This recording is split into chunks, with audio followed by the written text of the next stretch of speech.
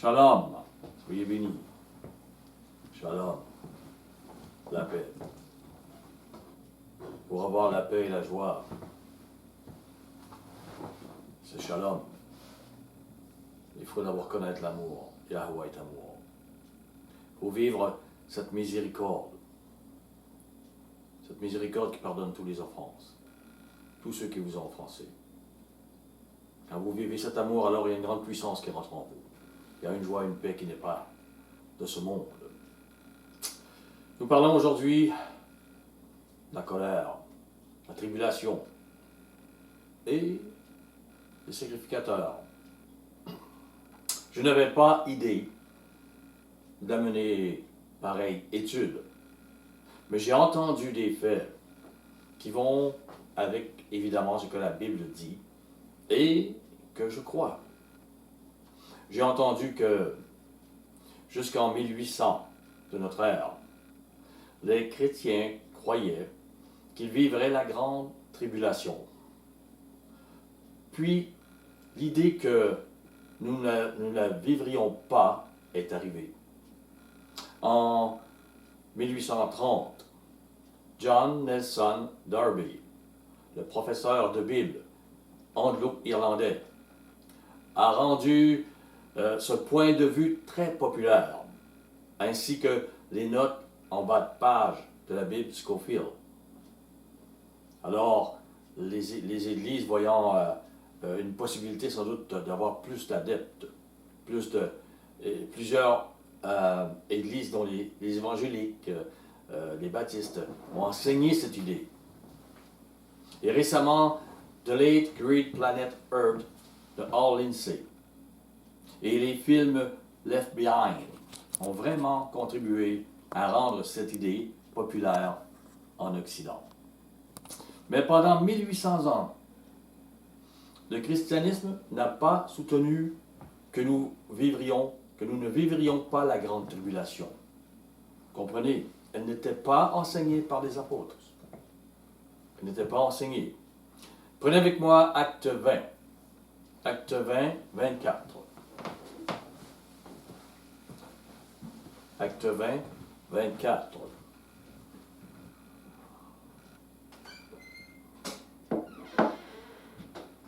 Mais je ne fais pour moi-même aucun cas de ma vie, comme si elle m'était précieuse, pourvu que j'accomplisse ma course avec joie et le ministère que j'ai reçu d'Adonai Yahushua, d'annoncer la bonne nouvelle de la grâce, la miséricorde, cet enseignement sur cette miséricorde de Yahuwah, cette bonne nouvelle, cette grâce. Le disciple de Mashiach ne fait pour lui donc aucun cas de sa vie. Du moins, c'est le renoncement à nous-mêmes, c'est un travail sur nous-mêmes, afin d'arriver à ce que Paul est arrivé. Aucun cas de ce qui arrivera à notre chair.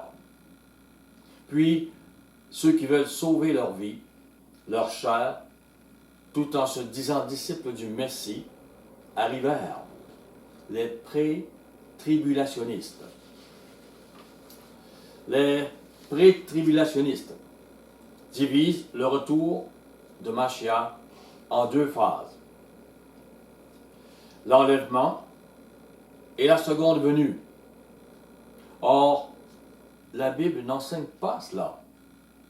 Et les chrétiens qui sont dans les églises pour sauver leur chair, leur vie, arrivent. Ils arrivèrent. Mais on ne peut pas justifier que Yahusha vient en deux phases. Deux événements différents. À sa venue, nous le rencontrerons dans les airs, après avoir été ressuscités. Peu importe les jeux de mots, on ne peut justifier bibliquement qu'il y a deux venues, deux rencontres dans les airs qui vont avoir lieu. La seconde venue du Maître est mentionnée plus de 300 fois dans le Nouveau Testament. Et Paul y fait référence au moins 50 fois dans ses épîtres. On prétend que la seconde venue est mentionnée 8 fois plus que la première venue de Yahusha. Les livres de 1 et 2 Thessaloniciens et les chapitres de Matthieu 24 et les chapitres de Marc 13 parlent de ce sujet. Dans 1 Corinthiens 15, versets 51-52, Machia parle de la dernière trompette. Venez avec moi. 1 Corinthiens 15.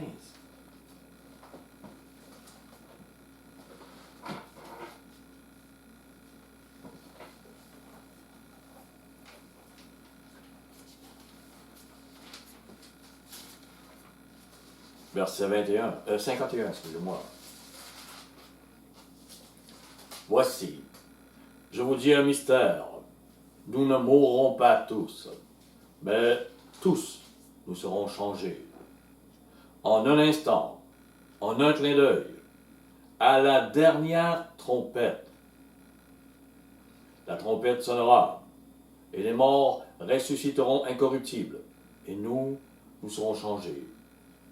À la dernière trompette, Machia arrive donc après tous les malheurs. Lisez votre Apocalypse. Heureux et saints ceux qui gardent cette parole et qui la croient.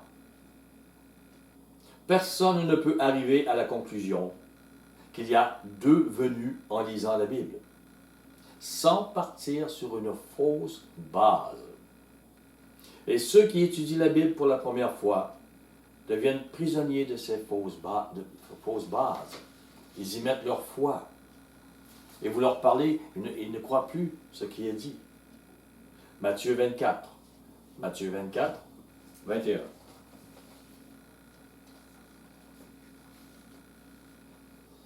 Matthieu 24, 21. 21, 22. Car alors, la détresse sera si grande qu'il n'y en a point eu de pareil depuis le commencement du monde jusqu'à présent, et qu'il n'y en aura jamais. Et si ces jours n'étaient abrégés, personne ne serait sauvé. Mais à cause des élus, ils sont là, ces jours seront abrégés. Donc ces élus sont dans ce jour de détresse. Au verset 29. Aussitôt après ces jours de détresse, le soleil s'obscurcira, la lune ne donnera plus sa lumière, les étoiles tomberont du ciel, et les puissances des cieux seront ébranlées. Les gens s'attendent à un enlèvement aujourd'hui, mais il fait très soleil dehors. Et pourtant, avant que le Messie revienne, il n'y aura plus cette clarté. Alors le signe du Fils de l'homme paraîtra dans le ciel. Toutes les tribus de la terre se lamenteront.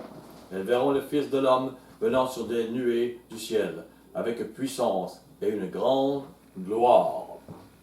Il enverra ses anges avec la trompette retentissante, et ils rassembleront ses élus des quatre vents d'une extrémité des cieux à l'autre. Et c'est là, après la grande détresse, après que le soleil et la lune s'obscurcissent, c'est là donc que Machia revient.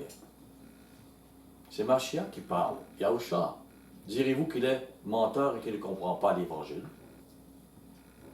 Soyons honnêtes. Il faut laisser l'Écriture informer notre compréhension. Et Machia nous informer de ce qui va arriver. Soyons honnêtes. Vous ne pouvez pas imposer votre point de vue à Yahusha Machia en disant t'as tort. Et vous ne pouvez pas imposer votre point de vue à l'Écriture. Il faut avoir foi que l'Écriture est la parole de Yahuwah qui la soutient. Vous ne pouvez comprendre les temps de la fin autrement. Il n'y a qu'une seule seconde venue, pas deux, pas trois. Une autre raison, pour le point de vue pré-tribulationniste, cette raison enseigne que le Saint-Esprit sera enlevé parce qu'il est celui qui retient. Il sera enlevé avec l'Église. Drôlement profond. Mais que se passe-t-il alors avec les saints pendant la grande tribulation? Les élus, ils sont là. Par grâce, Yahuwah répand de son esprit afin que les hommes deviennent saints. Et quand je dis les hommes, je prends les hommes, les femmes, toutes les saints. Autrement, personne ne peut être saint. Et aucun disciple de Mashiach n'aurait la force de passer à travers la grande tribulation s'il n'y avait pas l'Esprit. Ils feraient comme Pierre. Oui, nous le ferons, mais ils tomberont. Ils se trahiront. Pourtant, la Bible affirme qu'il y aura des multitudes qui seront sauvées et qui perdront la vie pour Mashiach. Il y aura des prophètes durant la grande tribulation. Comment pourrait-il agir sans l'esprit de Yahuwah? Il y aura les deux témoins qui vont faire de grandes choses dans le monde, qui vont parler par l'esprit de Yahuwah. Il est là. Comment pourrait-il le faire sans l'esprit envoyé par Mashiach? Personne ne peut être sauvé s'il n'a pas l'esprit de Yahusha. Si l'esprit n'est pas là, il n'y a pas ces grands témoins qui vont témoigner, qui vont parler, qui vont arrêter la pluie, qui vont faire tomber des malheurs. Comment les gens pourront-ils refuser la marque de la bête? Ne pas prendre la marque de la bête sans la puissance du Saint-Esprit. Prenez avec moi Apocalypse 7. Apocalypse 7.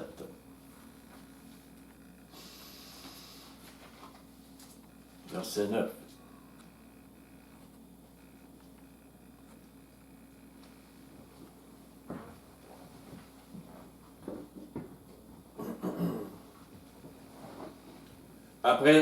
Après cela, je regardai, et voici, il y avait une grande foule que personne ne pouvait compter, de toute nation, de toute tribu, de tout peuple et de toute langue. Ils se tenaient devant le trône et devant l'agneau, revêtus de robes blanches et des palmes dans leurs mains. Et ils criaient d'une voix forte en disant: le salut est à notre Elohim, qui est assis sur le trône et à l'agneau. Et tous les anges se tenaient autour du trône, des vieillards et des 4 êtres vivants. Ils se prosternèrent sur leurs faces devant le trône. Ils adorèrent Yah, en disant Amen. La louange, la gloire, la sagesse, l'action de grâce, l'honneur, la puissance et la force, soit à notre Elohim au siècle des siècles. Amen. Et l'un des vieillards prit la parole et me dit: ceux qui sont revêtus de robes blanches, qui sont-ils? Et d'où sont-ils venus? Je lui dis: mon maître, tu le sais. Et il me dit: ce sont ceux qui viennent de la grande tribulation. Ils ont lavé leurs robes, ils ont blanchi dans le sang de l'agneau. C'est pourquoi ils sont devant le trône de Yahuwah et le servent jour et nuit dans son temple. Celui qui est assis sur le trône dressera sa tente sur eux. Ils n'auront plus faim, ils n'auront plus soif. Le soleil ni aucune chaleur ne les frappera. Car l'agneau qui est au milieu du trône les paîtra et les conduira aux sources des eaux de la vie. Et Yahuwah essuiera toute larme de leurs yeux. Quelle merveille! Ils n'ont pas voulu sauver leur chair. Cela est arrivé avant la venue de Yahusha. Au verset 15, nous avons lu verset 15 à 17. Apocalypse 13. Apocalypse 13, verset 1. Puis je vis monter de la mer une bête qui avait 10 cornes, 7 têtes, sur ses cornes 10 diadèmes, sur ses têtes des noms de blasphème. Elle va monter devant nous. Des gens disent: nous la voyons. Les 10 nations ne sont pas encore unies. les choses réellement vont, ces nations, lorsqu'elles vont s'unir, ça sera terrible. Il y aura du nucléaire, il y aura des choses, et cette bête va régner 3 ans et demi. Le 3 ans et demi n'est pas encore commencé. Il peut arriver n'importe quand, je l'avoue, mais il n'est pas encore commencé. Et la 6e tête de la bête, Mussolini l'avait annoncé. C'est une résurrection du Saint-Empire romain, dit-il. Mais ce n'est pas lui qui a dominé, c'est Hitler. Nous attendons pour celui qui va dominer la 7e tête, avec le faux prophète, la papauté. Venez avec moi au verset 3. Et je vis l'une de ses têtes comme un blessé à mort, mais sa blessure mortelle fut guérie. Remplie d'admiration, la terre entière suivra la bête. Pourquoi? Parce qu'il y a une grande incertitude. Il va y avoir des grandes famines, des grandes choses terribles qui viennent. Et cette bête semblera leur donner une stabilité, une force. Ils veulent un dictateur qui soit fort sur la terre. Au verset 7, il lui fut donné de faire la guerre aux saints et de les vaincre. Il lui fut donné autorité sur toute tribu, sur tout peuple, toute langue, toute nation. Ces saints auront l'esprit de Yahuwah pleinement. Et beaucoup plus fort, sans doute, que ce que les gens ont aujourd'hui. Ils sont dans une persécution énorme. Et le maître va déverser sur eux des fleuves d'esprit. Je suis persuadé. Qui ne prendra pas la marque de la bête? Pendant la tribulation, il y aura des gens dont le nom est écrit dans le livre de vie. Le Saint-Esprit sera avec eux. Il n'y a aucune parole biblique qui indique que le Saint-Esprit ne sera pas avec eux. Au contraire, venez avec moi dans Romains 8.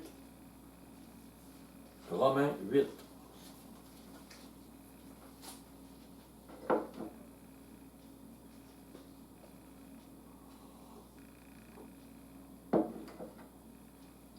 Verset 22.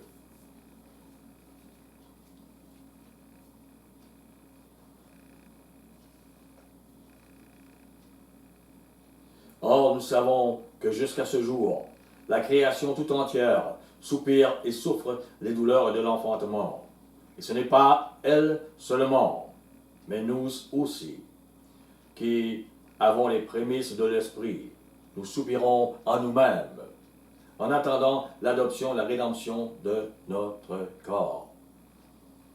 Au verset 26. De même aussi l'Esprit nous aide dans notre faiblesse, car nous ne savons pas ce qu'il convient de demander dans nos prières, mais l'Esprit lui-même intercède par des soupirs inexprimables. Et croyez-moi, il va intercéder pendant cette inquisition, pendant le règne de la bête qui va tuer des croyants. Jean 14. Jean 14.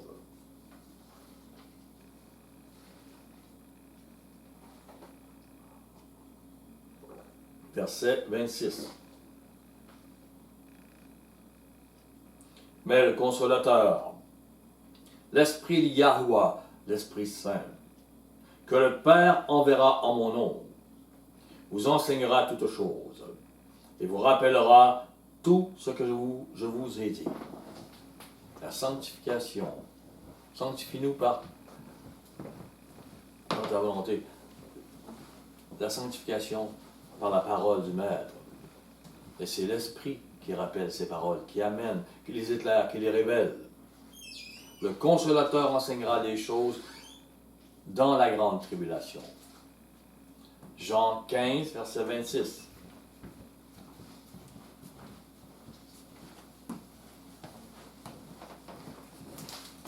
Jean 15, 26. Quand sera venu le Consolateur, que je vous enverrai de la part du Père, l'Esprit de vérité, qui vient du Père, il rendra témoignage de moi. Et vous aussi, vous rendrez témoignage, parce que vous êtes avec moi dès le commencement. Comment pourraient-ils rendre témoignage, les élus, dans la grande tribulation, s'ils n'ont pas l'Esprit? Il va enseigner des choses, l'Esprit. Jean 16, verset 7. Cependant, je vous dis la vérité, et il vous est avantageux que je m'en aille, car si je ne m'en vais pas, le consolateur ne viendra pas vers vous, mais si je m'en vais, je vous l'enverrai. C'est une promesse de Yahushua Mashiach pour nous. Elle le sera pour ceux qui vont être persécutés par la bête. C'est une promesse. Il ne les abandonne pas. Ils ne seront pas orphelins. Et on ne peut vivre la vérité sans avoir l'esprit de vérité, qui nous éclaire sur la parole de vérité. Yahushua enverra le Saint-Esprit à ceux qui seront ses disciples. Pendant la grande tribulation, c'est une promesse. Ils en auront besoin. Avouez.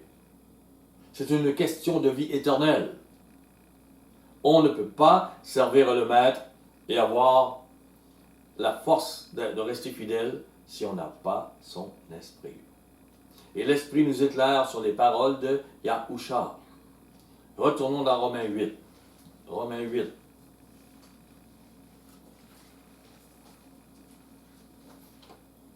Verset 9. Pour vous, vous ne vivez pas selon la chair, mais selon l'esprit, si du moins l'esprit de Yah habite en vous. Si quelqu'un n'a pas l'esprit de Mashiach, il ne lui appartient pas.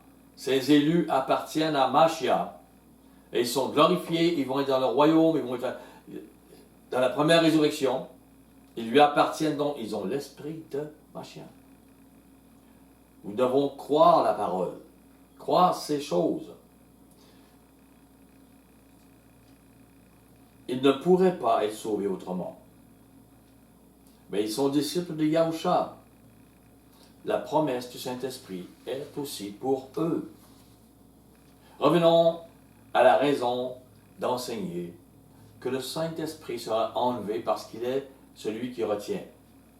Il retient quoi? D'après eux, l'apostasie. Et qu'il sera enlevé, et que l'apostasie n'est pas déjà arrivée. Donc elle va arriver devant nous, et présentement c'est le Saint-Esprit qui retient. Et donc cet Saint-Esprit sera enlevé bientôt, et avec l'Église. On a tordu les versets de l'Écriture.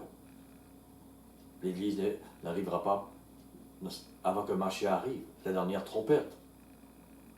L'Église ne ressuscitera pas avant. Allons voir l'Écriture de nouveau. Acte 20. Acte 20.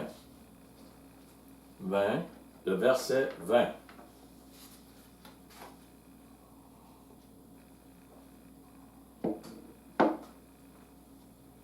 Vous savez que je n'ai rien caché de ce qui vous était utile, et que je n'ai pas craint de vous prêcher et de vous enseigner publiquement et dans les maisons et les églises maisons, annonçant aux Juifs et aux Grecs la repentance envers Yah et la foi en notre Adonai, Yahushua Mashiach. Les bergeries, les petites assemblées se regroupaient dans les maisons. Et je crois qu'aujourd'hui, un reste est appelé à se retirer dans des maisons. Pourquoi? Pour trouver ce que les grandes églises ont perdu et qui ne veulent pas que vous touchiez. Se retirer pour trouver Yahuwah par l'action de Yahushua en nous. Ce n'est pas un péché, c'est l'action de l'Esprit qui dit, vous devez trouver la vérité. Comme Moïse se retirait de sa nation pour se rendre de la tente d'assignation à l'extérieur, pour trouver Yahuwah. C'est un concept biblique et c'est un concept de Yahuwah. Au verset 21, lorsque nous l'avons lu,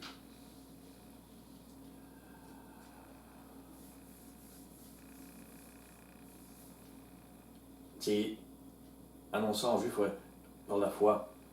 Venez avec moi dans Acte 19. Juste avant. Acte 19. Verset 11.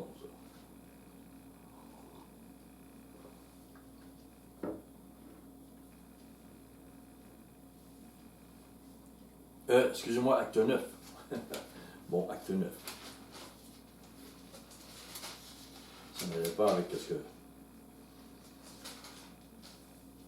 Verset 11.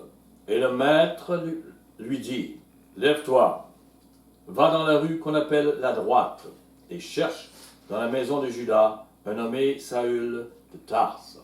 Au verset 15. Mais le maître lui dit, va, car cet homme est un instrument que j'ai choisi pour porter mon nom devant les nations, devant les païens, devant les rois et devant les fils d'Israël. Je lui montrerai tout ce qu'il doit souffrir pour mon nom. Venez avec moi dans Acte 26. Acte 26. Verset 14.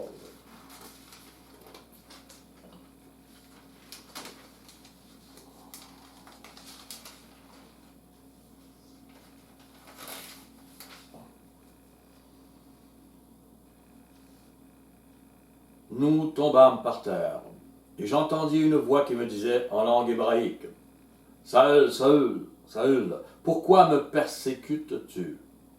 Il te serait dur de regimber contre les aiguillons. » Je répondis, « Qui es-tu, maître? » Et le maître dit, « Je suis Yahusha, que tu persécutes.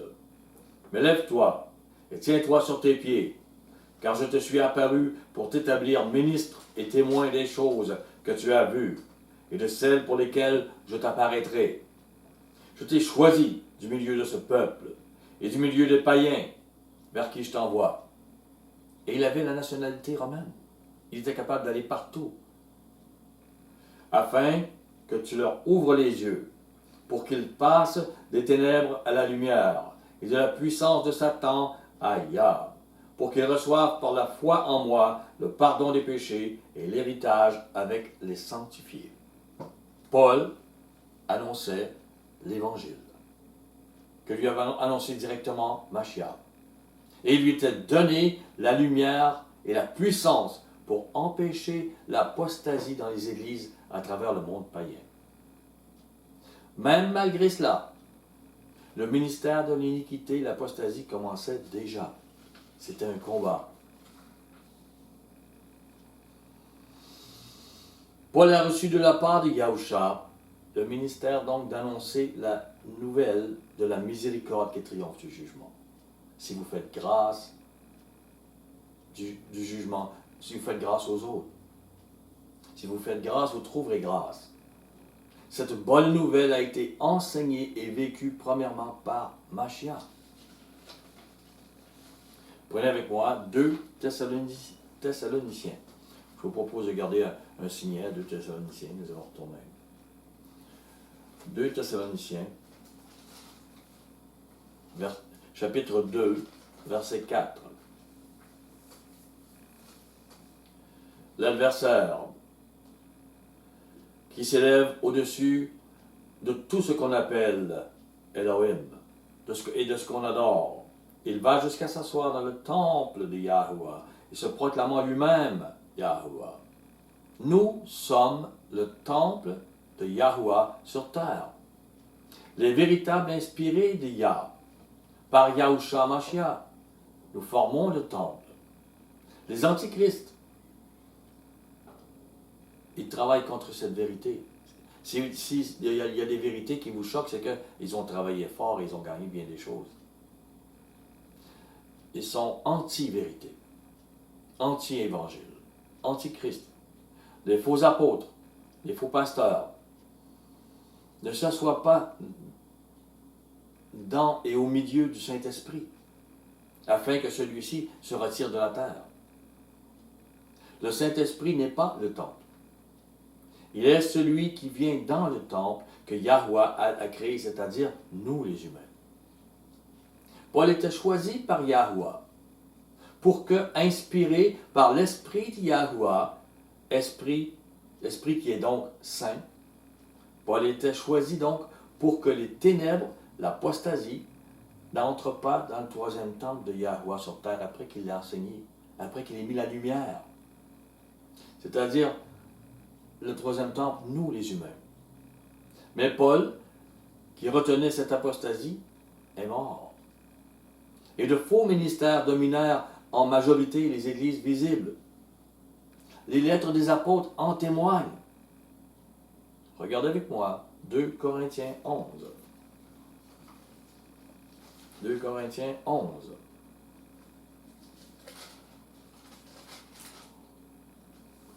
Verset 4. Car si quelqu'un vient vous prêcher un autre Yahushua que celui que nous avons prêché, ou si vous recevez un autre esprit que celui que vous avez reçu, un esprit qui est des assemblées qui sont pleines d'œuvres de la chair, et non pas qui ont des fruits de l'esprit, ou un autre évangile, comme si les cultes impies ou les 10 commandements étaient l'évangile. Autre chose que le maître a enseigné, que celui que vous avez embrassé, vous le supportez fort bien. Paul voyait déjà cette apostasie monter de son vivant. Et il avertissait au verset 13. Ces hommes-là sont des faux apôtres. Ils ne disent pas qu'ils ne sont pas apôtres. Des ouvriers trompeurs, déguisés en apôtres de Mashiach. Ils ne vous diront pas qu'ils sont sataniques. Non, ils paraissent très bien. Ils peuvent paraître mieux que les vrais apôtres. Ce sont des séducteurs. Et cela n'est pas étonnant, puisque Satan lui-même se déguise en ange de lumière. Il n'est donc pas étrange que ces ministres aussi se déguisent en ministres de justice. Leur fin sera selon leurs œuvres. Et ces œuvres amènent des fruits de la chair. Vous irez voir dans Galates 19 à 21. Et inspiré par Satan, Nimrod déguisé en Père Noël, Ishtar Astarté, déesse de la fertilité, symbolisée par des cocos et des lapins, vivent parmi nous. Que ce soit catholique ou ce soit évangélique, ça vit parmi nous. Ainsi que la loi écrite sur la pierre, les 10 commandements devenant l'évangile de sacré. Apostasier les paroles de Mashiach, qu'il a vécu et enseigné. Prenez avec moi Matthieu 6. Matthieu 6.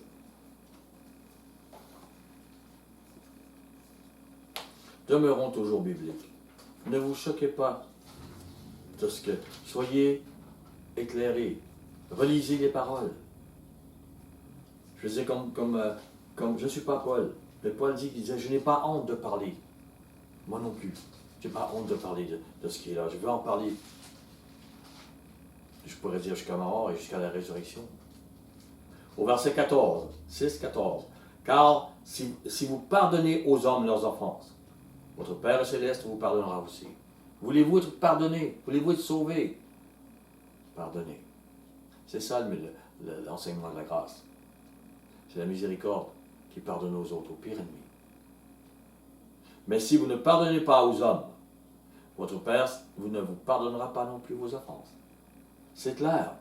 C'est la base de l'Évangile, celle du salut. C'est ici. Les gens sont dans les églises, bien souvent, sans pardon miséricorde. Ils s'offensent pour un oui ou non, comme s'ils n'avaient pas besoin, eux aussi, de pardon, de miséricorde de la part du Maître. Comprenez, je dis cela, et j'ai vécu cela. C'est du pharisaïsme. J'ai été un chrétien pharisien longtemps, ou que j'étais bon. Et le Maître approfondit, regarde ton cœur, Gilles. Regarde comme. Toi qui veux miséricorde, comment ne ferais-tu pas miséricorde? Donc, ces gens ont une repentance, comme j'avais bien longtemps auparavant. Une repentance peut-être zélée, très zélée, mais demeure superficielle. Elle demeure aux apparences. Ah, moi je vis le Shabbat, toi tu ne le vis pas. Elle ne change pas leur cœur. Ils ne voient pas leur vraie culpabilité. La vraie. Ils ne voient pas leur situation perdue, sans miséricorde de Yahuwah pour eux. Et ils n'ont donc pas de miséricorde à donner aux autres. Le jugement demeure sur eux, et comme les pharisiens, ils n'ont que des jugements pour les autres. Pas de miséricorde, pas d'amour. Et j'ai beau parler de ces choses, on reste à nos religions. Alors que l'amour provenant des cieux, vécu par Yahusha, est le seul lien pour unir véritablement jusqu'à la mort les disciples de Mashiach. Voilà pourquoi aujourd'hui ils sont brisés. Ils ne s'aiment pas, ils sont déchirés. Parce qu'ils ne connaissent pas la véritable. Ils ne voient pas leur véritable culpabilité. Eux, ils sont un peu comme les pharisiens, ils sont justes. Retournons dans 2 Thessaloniciens 2.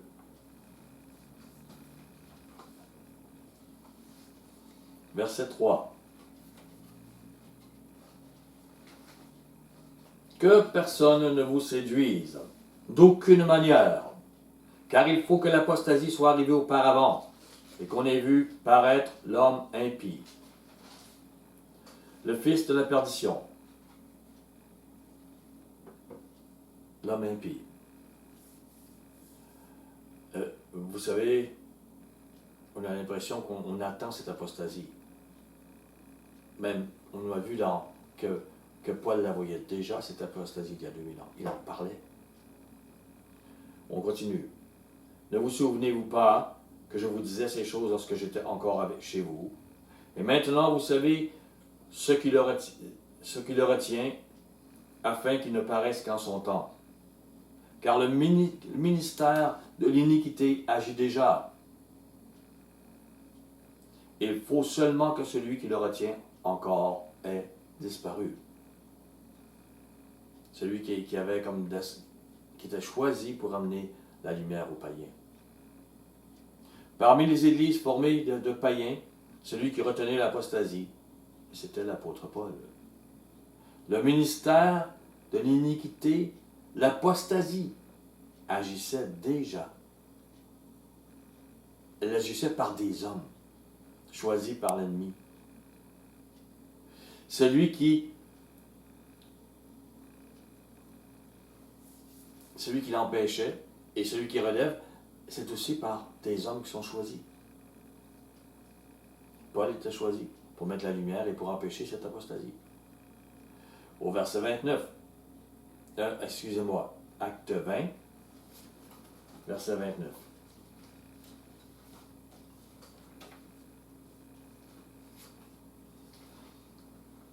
Je sais qu'il s'introduira parmi vous après mon départ. Il le savait.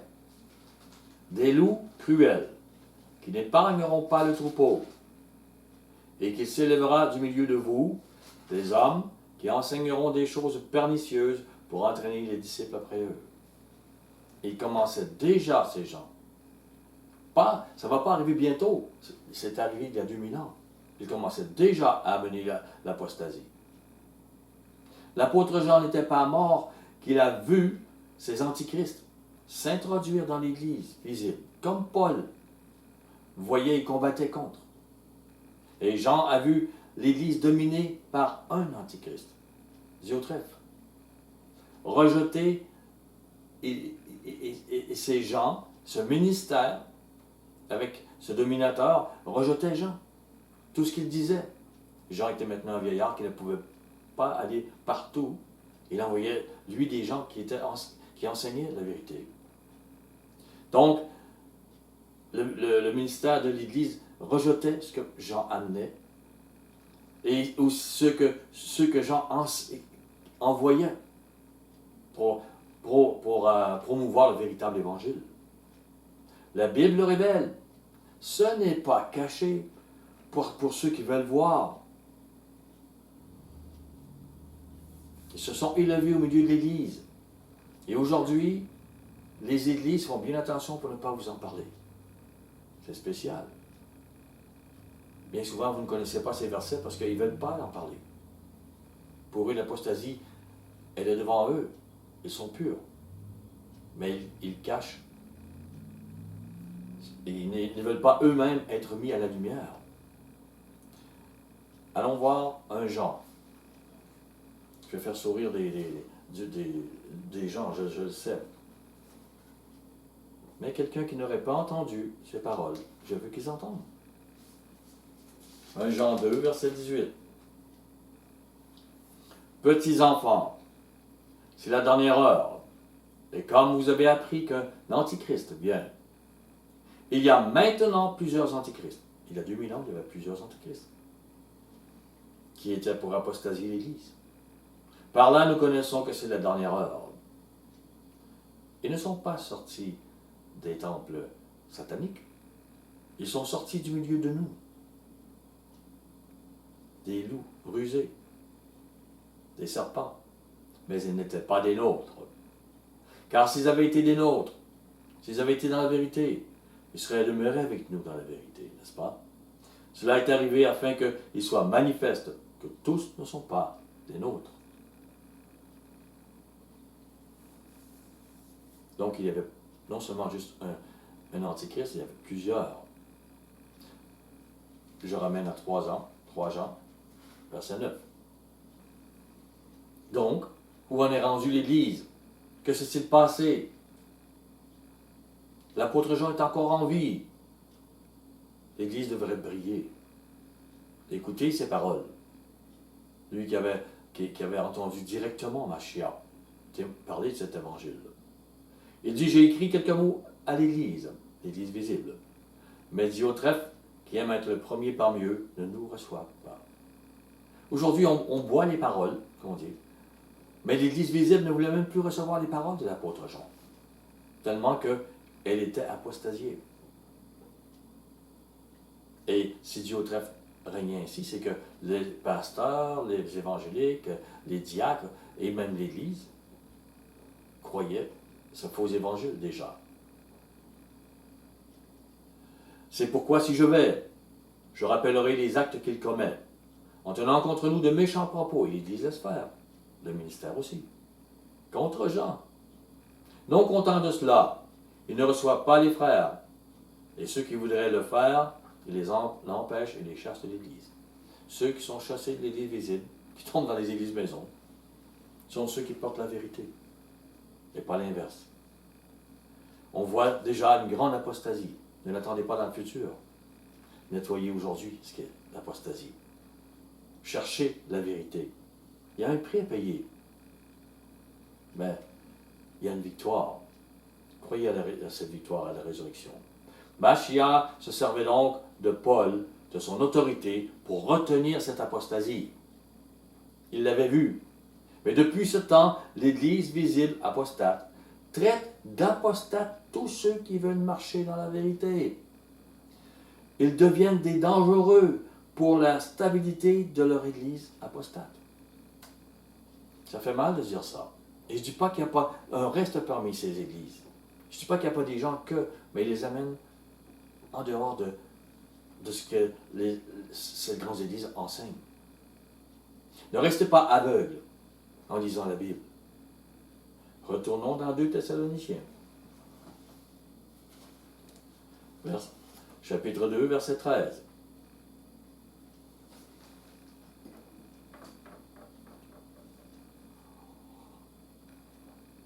Il y a beaucoup à dire là, sur ces choses, je sais. Parce qu'il y a cette apostasie énorme a pris des siècles à aller jusque nous. Et avant d'enlever les choses et mettre une véritable base, il faut parler, répéter, amener. Pour nous, frères, bien-aimés d'Adonai, nous devons à votre sujet rendre continuellement grâce à Yah, parce que Yah vous a choisi dès le commencement pour le salut. Par quoi? Par la sanctification de l'esprit et par la foi en la vérité. Si vous m'écoutez encore, si vous êtes heureux d'entendre les paroles qui sont là, c'est parce que le Maître vous a choisi et vous sanctifié par l'esprit et par la foi en la vérité. Sinon, priez pour avoir la foi. Priez parce qu'il y a un problème. Vous demeurez religieux et la parole n'entre pas en vous. Je peux dire que je suis bien triste de cela. Il y a 2000 ans, donc, et aujourd'hui, seuls ceux qui sont sanctifiés par l'Esprit et par la foi croient en la vérité, seront sauvés. Au verset 14. C'est à quoi il vous a appelé par notre évangile. c'est celle biblique qui est écrite là, pour que vous possédiez la gloire de notre Adonai, Yahushua Mashiach. Est-ce que l'évangile que vous avez appris vous rappelle cela, afin que vous possédiez le salut? Donc, ceux qui vivront la grande tribulation seront sanctifiés par l'Esprit de Yahuwah, l'Esprit Saint, et par la foi en la vérité enseignée par Yahushua et les premiers apôtres.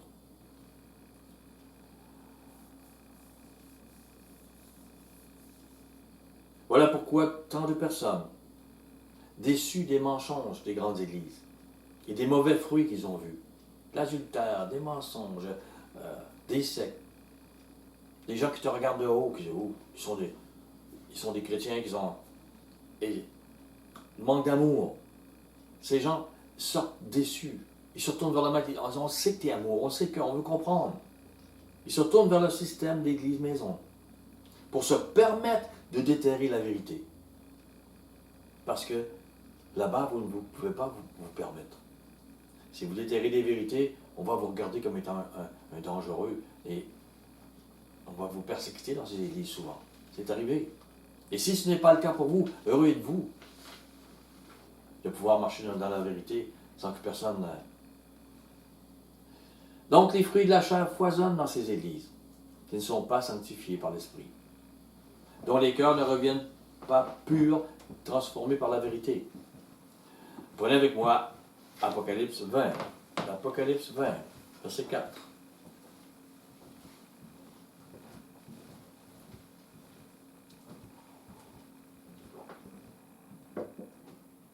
Et je vis les trônes, et à ceux qui s'y assirent fut donné le pouvoir de juger. Remarquez comment le maître délègue. Et pour juger. Je vis les âmes de ceux qui avaient été décapités à cause du témoignage de Yahushua, et à cause de la parole de Yahuwah, et de ceux qui n'avaient pas adoré la bête ni son image, et qui n'avaient pas reçu la marque sur leur front ni sur leurs mains. Ils revinrent à la vie. Ils régnèrent avec Mashiach pendant 1000 ans. Ceux qui ont vécu la grande tribulation et qui ont refusé la marque de la bête sont à la première résurrection, à la venue d'Yahushua. Au verset 6. Heureux et saints, ceux qui ont part à la première résurrection, puissions-nous y être. La seconde mort, nous ne sommes plus chair et sang, nous ne mourrons plus. La seconde mort n'a point de pouvoir sur eux. Mais ils seront sacrificateurs de Yah et de Mashiach. Ils régneront avec lui pendant 1000 ans. Cela arrive à la seconde venue de Mashiach. Il n'est pas venu avant cela. Et si c'est la première résurrection, c'est qu'il n'y a pas d'autre première résurrection. Et remarquez, ces saints ont été tués par la bête et ces élus étaient là. Apocalypse 17. 17, verset 12.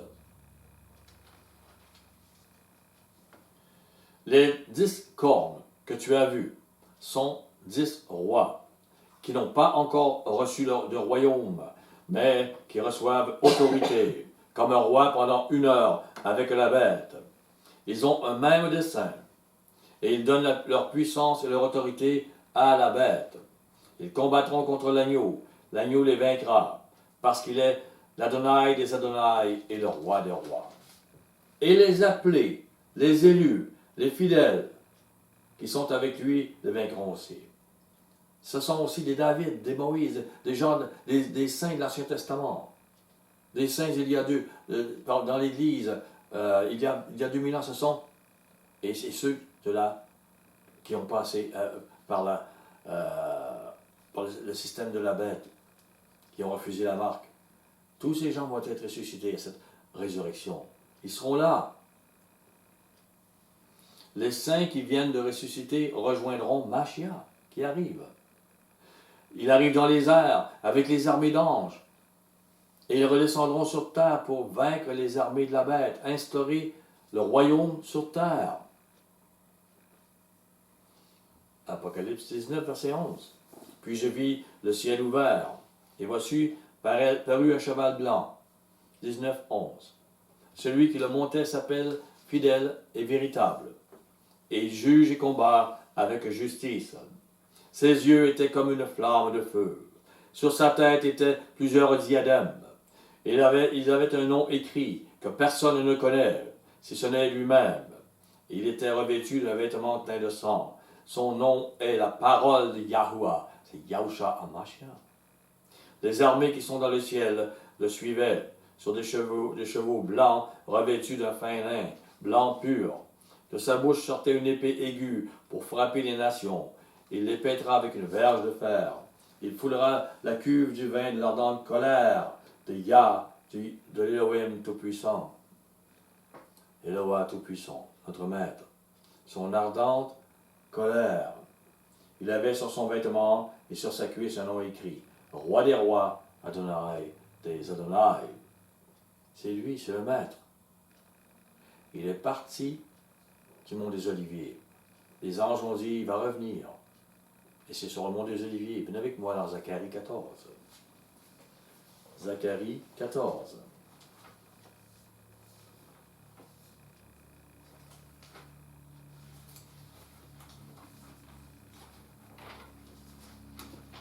L'avant-dernier livre de l'Ancien Testament.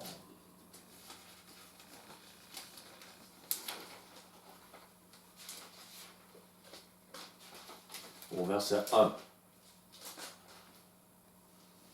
Voici le jour de Yahuwah arrive, et tes dépouilles seront partagées au milieu de toi. Je rassemblerai toutes les nations pour qu'elles attaquent Jérusalem. Ça arrivera bientôt. La ville sera prise. Les maisons seront pillées, les femmes violées, et la moitié de la ville ira en captivité.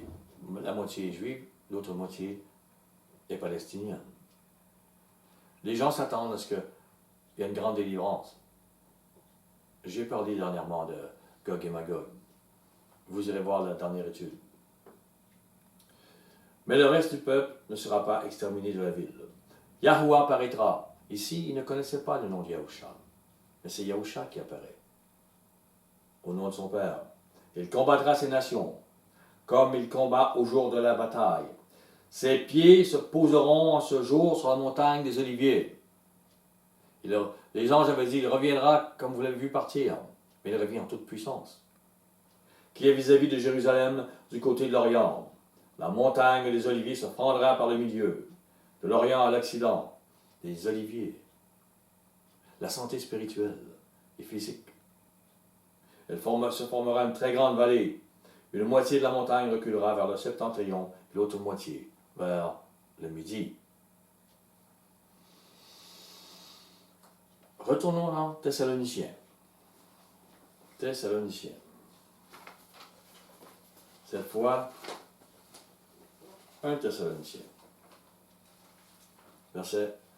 Chapitre 5, verset 9.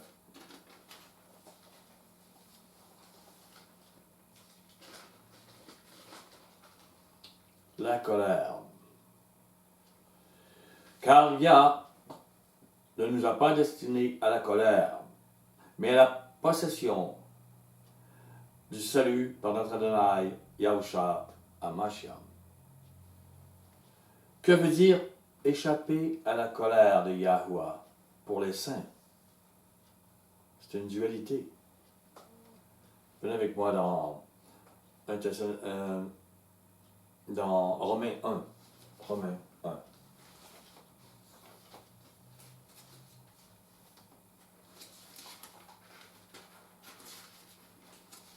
Verset 18. La colère de Yah se révèle du ciel contre toute impiété, toute injustice des hommes qui retiennent injustement la vérité captive. La colère de Yahuwah est là. Il était là il y a 2000 ans. Il est encore là aujourd'hui, à un certain stade. Et nous ne sommes pas enlevés pour cela. Mais elle est là. L'Église catholique vit les cultes impies de Babylone. Elle produit la colère. Elle est là. 2 Chroniques 34. 2 Chroniques 34. Vous savez, Samuel, les rois, les chroniques.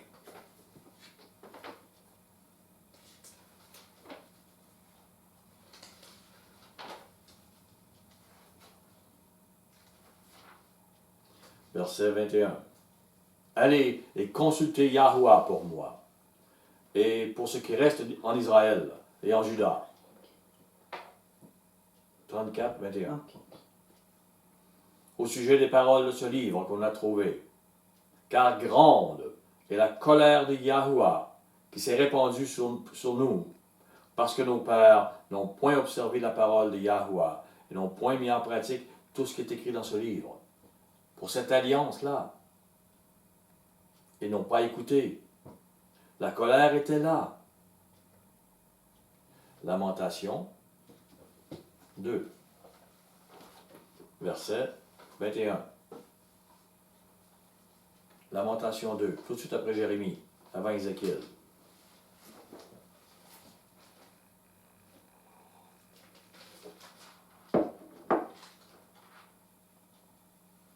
Les enfants et les vieillards sont couchés par terre, dans les rues. Mes vierges et mes jeunes hommes sont tombés par l'épée. Tu as tué au jour de ta colère, tu as égorgé sans pitié. Tu as appelé de toutes parts sur moi l'épouvante, comme à un jour de fête. Au jour de la colère de Yahuwah, il n'y a eu ni réchappé, ni survivant. Ceux que j'avais soignés et élevés, mon ennemi les a consumés. Vous savez, quand on enseigne la parole, parfois on a l'impression qu'on soigne les gens, on les élève, on les amène. On dirait que l'ennemi vient. Mais quand on parle de colère ici, il dit, il n'y a pas eu de réchappé. Ce n'est pas une colère future. La colère de Yahuwah est déjà arrivée. Elle est sur l'être humain à cause de son péché. C'est la colère qui frappe aujourd'hui. Elle peut frapper des nations, amener des tremblements de terre, etc. Mais elle n'est pas la colère auquel Mashiach a promis que nous échapperions. Vous devez comprendre ça. Bien qu'il est écrit que certains fléaux ne nous toucheront pas. Mais vraiment, les gens ne comprennent pas ce que veut dire échapper à la colère de Yahuwah. Mashiach a payé de son sang pour que nous ayons le droit au salut en prenant le chemin étroit qu'il a enseigné et vécu. Ce chemin pour nous peut produire une mort douloureuse et violente. En prenant ce chemin du salut, les premiers apôtres et les premiers disciples de l'Église ont échappé au jugement éternel qui est sur tous les hommes, puisque tous ont péché. Mais ils n'ont pas échappé à la persécution et au temps difficile de leur temps. Venez avec moi de nouveau dans Romains 8.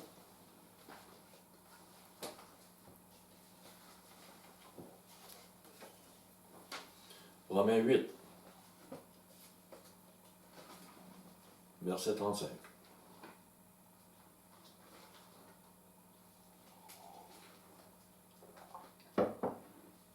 Qui nous séparera de l'amour de Mashiach?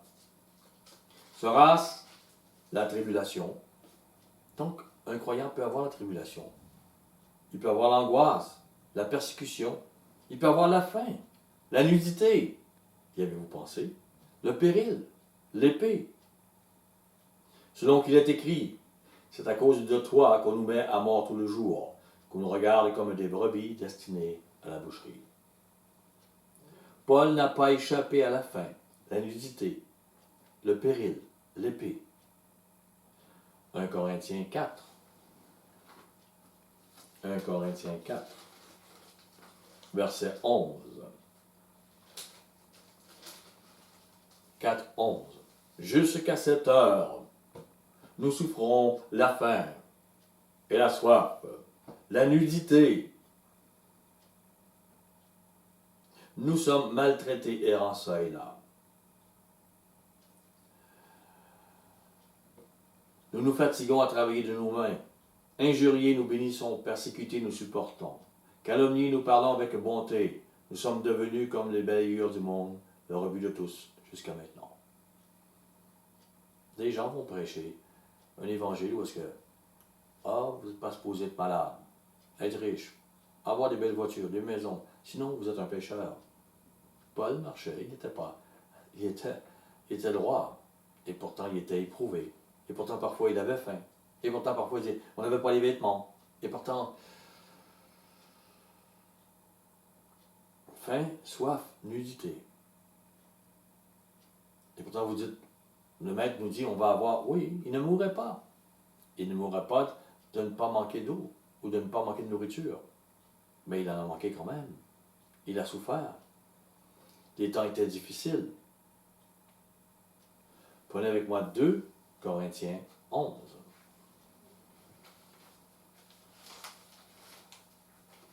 Verset 27.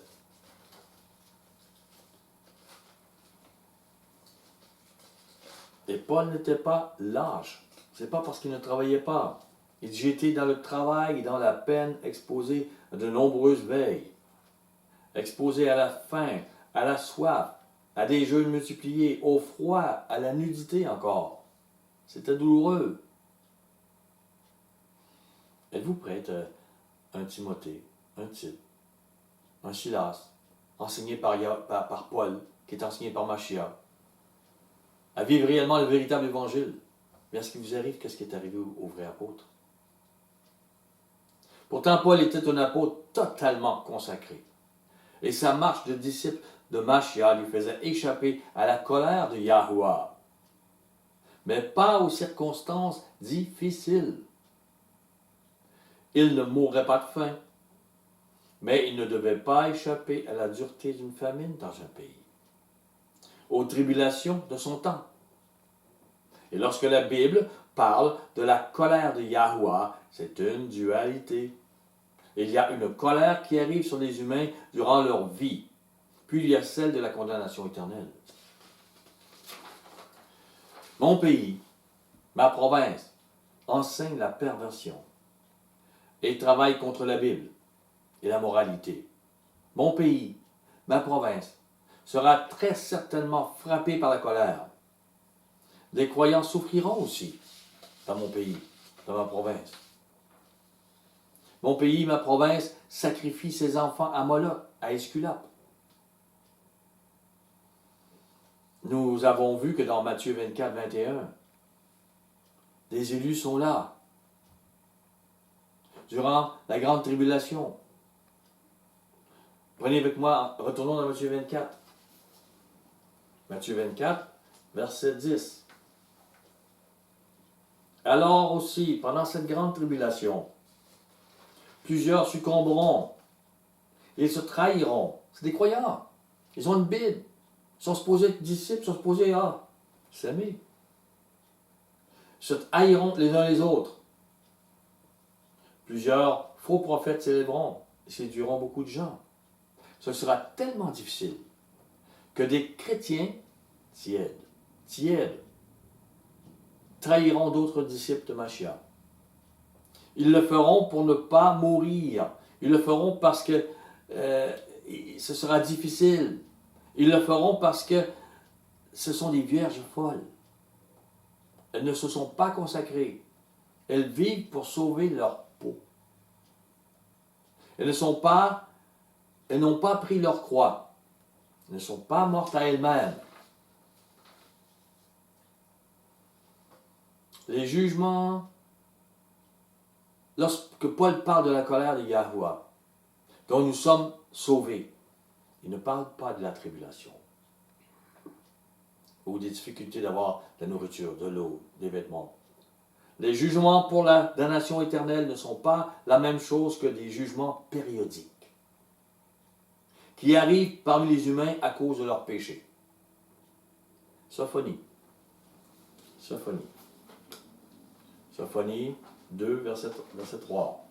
Sophonie. Vous avez Habakkuk avant. Et sans doute âgé après. Puis...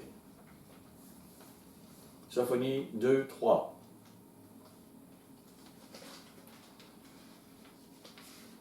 C'est juste avant Agé, juste avant Zacharie. Cherchez Yahuwah, vous tous humbles du pays, qui pratiquez ses ordonnances. Recherchez la justice, recherchez l'humilité. Peut-être serez-vous épargnés au jour de la colère de Yahuwah. Et elle arrive, cette colère. C'est pour nous aujourd'hui, ça. Peut-être, dit-il. Cette colère est la tribulation qui vient sur nous. Yahuwah a frappé l'Égypte, mais protégé Israël nation. C'est vrai. On peut souffrir et mourir des persécutions, et peut-être pas. On peut peut-être être protégé des intempéries de la grande tribulation, car un tout petit nombre seront protégés. Mais, d'une manière ou d'une autre, comprenez bien, soyez armés. Armez-vous de la pensée de souffrir. Et quoi qu'il arrive, vous serez prêts. Toutes vos autres armes, votre armure ne tombera pas. Parce que vous allez être armés de la pensée de souffrir. Sinon, vous serez tout simplement une vierge folle qui dit « Je connais la parole, je chasse des démons, je fais des miracles. » Mais j'ai trahi. C'est pas, quand arrivent les choses, je ne peux pas marcher dans cet amour. Prenez avec moi 1 Pierre. 1 Pierre. 1 Pierre 4, verset 1. 1 Pierre 4, 1. Ainsi donc, Machia ayant souffert dans la chair, vous aussi armez-vous de la même pensée. Armez-vous de la pensée de souffrir comme Machia. Armez-vous, car celui qui a souffert dans la chair en a fini avec le péché. Il est triste aujourd'hui de voir comment les pasteurs ont désarmé les croyants, les disciples, le peuple. Et les chrétiens fuient le jardin de Gethsémani, où ils devraient, comme leur maître, remettre leur vie entre les mains d'Yahuwah jusqu'à la mort. Ils fuient cela. Ceux qui affirment que l'Église de Philadelphie sera enlevée avant les tribulations tordent la parole pour lui faire dire ce qu'ils veulent et rassurer les Églises qui sont formées de chrétiens tièdes. Je ne voudrais pas être à la place de ces enseignants. Parce que ils vont avoir des comptes à rendre. Ils forment des vierges folles. Les pasteurs ont une gloire et un salaire pour cela aujourd'hui. Ils préfèrent leur gloire et leur salaire à la vérité qui pourrait vider leur église des chrétiens tièdes. Mais il resterait ceux qui sont vrais. Et on marcherait vraiment dans la vérité. Ne soyez pas tièdes. Mourrez à vous-même. Vivez le jardin de Gethsémani. Entrez avec le Maître dans le jardin de Gethsémani. Et portez votre croix comme il a porté la sienne. Et vous échapperez à la colère, à la mort éternelle. Vous deviendrez, par Yahusha, des sacrificateurs, des rois pour Yahuwah. Regardez dans 1 Pierre 3, 17. Car il vaut mieux souffrir, si telle est la volonté de Yah, en faisant le bien qu'en faisant le mal. Parce qu'avec toutes les choses qui arrivent, je crois que vous allez souffrir quand même. Mais vous êtes mieux souffrir en faisant le bien, en faisant la volonté du Maître. Au verset 12.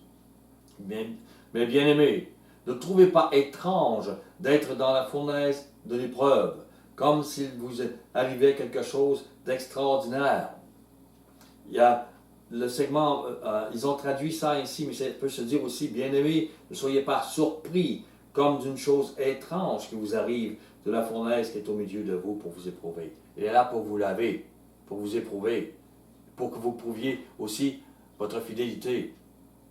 C'est pas étrange, c'est normal. Si vous trouvez ça étrange, vous n'êtes pas à la bonne place. Au 1 Pierre 4, verset 12.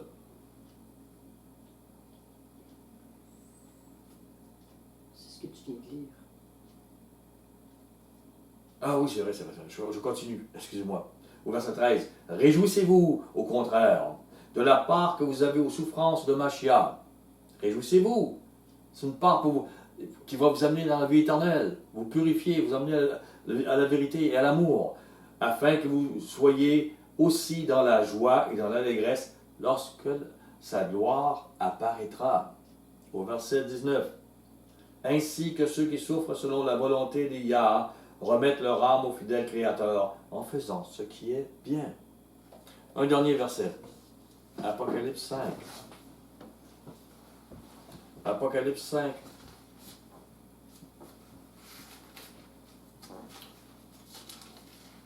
Verset 9. Et il chantait un cantique nouveau, en disant, tu es digne de prendre le livre, d'en ouvrir les sceaux, car tu as été immolé, tu as racheté pour Yah, par ton sang, des hommes, pas juste des Juifs, de toute tribu de la terre, de toute langue, de tout peuple et de toute nation. Et il s'est servi de Paul aussi pour que cela arrive. Nous avons ces enseignements. Tu as fait d'eux un royaume et des sacrificateurs pour notre Elohim. Ils régneront sur la terre. Ce n'est pas le ciel qui nous est promis, c'est la terre. Nous allons régner d'abord. Avec Mashiach, ceux qui auront échappé à la colère, pas celle qui est périodique, ils seront de la première résurrection. Oh, excusez-moi, ceux qui auront échappé à la colère, celle qui n'est pas périodique, mais ils vont être la première résurrection. Et avec Yahusha, ils règneront sur la terre. Puissiez-vous échapper à la colère éternelle. Puissiez-vous triompher du jugement. Et puissiez-vous être forts dans toutes les choses qui vont arriver bientôt sur terre. Puissiez-vous être une lumière qui porte la vérité. Je vous aime. Soyez bénis.